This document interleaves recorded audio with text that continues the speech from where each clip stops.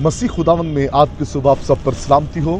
मैं pastor Suhail John एक बार फिर मॉर्निंग डिवोशन के साथ आप सबकी खिदमत में हाजिर हूँ। और आज की सुबह हम कलाम मुकद्दस में से अपने उसी टॉपिक को आगे लेकर बढ़ेंगे। जमीन पर तो तेरे बड़े चर्चे हैं, क्या आसमान पर भी तेरे चर्चे हैं। खुदा के लोगों, कभी कभार जमीन पर तो हमारे बड़े चर्चे होते हैं, लेकिन आसमान पर हमारा कोई चर्चा नहीं होता। आसमान पर हमारा कोई मुकाम नहीं होता, कोई इज्जत नहीं होती।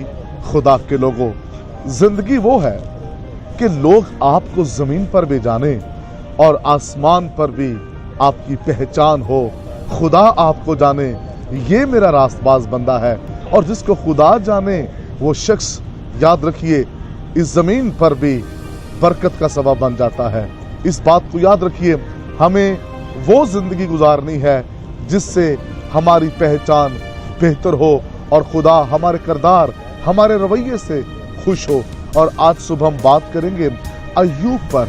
खुदा के लोगों, अय्यूब वो शख्स है जिसके बारे में बड़े चर्चे थे।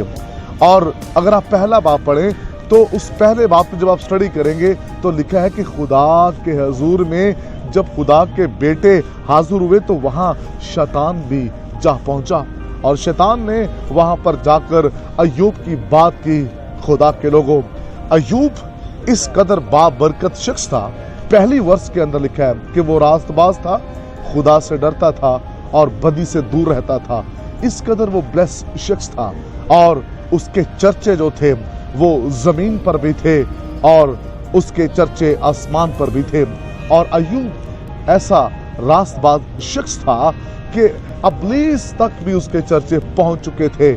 और अबलीस खुदा के हजूर जा पहुंचा उसका हाल दरियाफ्त करने के लिए, उसको आजमाने के लिए, उसको चेक करने के लिए। खुदा के लोगों, इमेजिन कीजिए अय्यूब किस कदर बाबरकत शख्स है, किस कदर रास्तबाज है कि उसका मुकाम इस कदर बाबरकत है कि अबलीस के उसने हलाक रख दिया है। इस कदर बाबरकत उसका मुकाम है कि अबलीस मजबूर हो गया, खुदा के हजूर पहुंच गया है उसका हाल दरियाफ्त करने के लिए, आजमाने के लिए। लेकिन मैं आपको बताना चाहता हूं, अय्यूब के चर्चे थे और अय्यूब के ऐसे ही चर्चे नहीं थे। वो रास्तबाज था इसलिए उसके चर्चे थे, वो बदी से दूर रहता था इसलिए उसके चर्चे थे, वो खुदा से डरता था इसलिए उसके चर्चे थे। और मैं आपको बताना चाहता हूं, अबलीस ने उसको आजमाया, उसको दुख दिया, बहुत दुख अय्यूब ने उठाया, लेकिन अय्यूब उन तमाम दुखों में खुदा के साथ वफादार रहा। मैं आपको बताना चाहता हूं, दुखों के अंदर भी उसके चर्चे थे, उसका मुकाम था।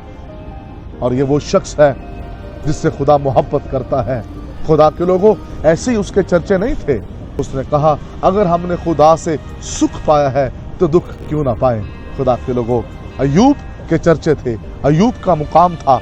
इसलिए इस बात को याद रखिए, जिसके चर्चे जमीन पर होते हैं उसका शोर आसमान तक भी पहुंचता है।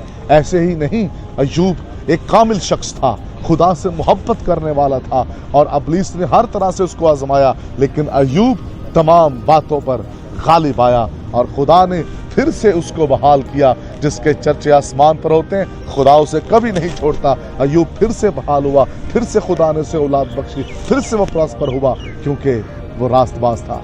चर्चे उसके होते हैं जो बदी से दूर रहता है, बदकारों के कोई चर्चे नहीं है। चर्चे उसके होते हैं जो खुदा से डरता है, जो खुदा से नहीं डरता, खुदा का मुकाबला करता है, उसका कोई चर्चा नहीं है। वो शख्स जो दुआ गो नहीं है, कामिल नहीं है, उसका कोई चर्चा नहीं है। उसी के चर्चे हैं जो अय्यूब की तरह साबिर है, जो अय्यूब की तरह रास्तबाज, कामिल, खुदा से डरने वाला। आइए आज की सुबह ऐसी जिंदगी बनाएं जैसे खुदा के बंदा अय्यूब की थी। खुदा इस कलाम की वसीला से आप सबको बरकत दे। मेहरबान वफादार खुदा, मैं तेरी मिन्नत करता हूँ, आज सुबह का पैगाम बथेरों को बरकत दे और अय्यूब की तरह इनकी जिंदगी कामिल बन जाए। यीशु मसीह के नाम में, आमीन।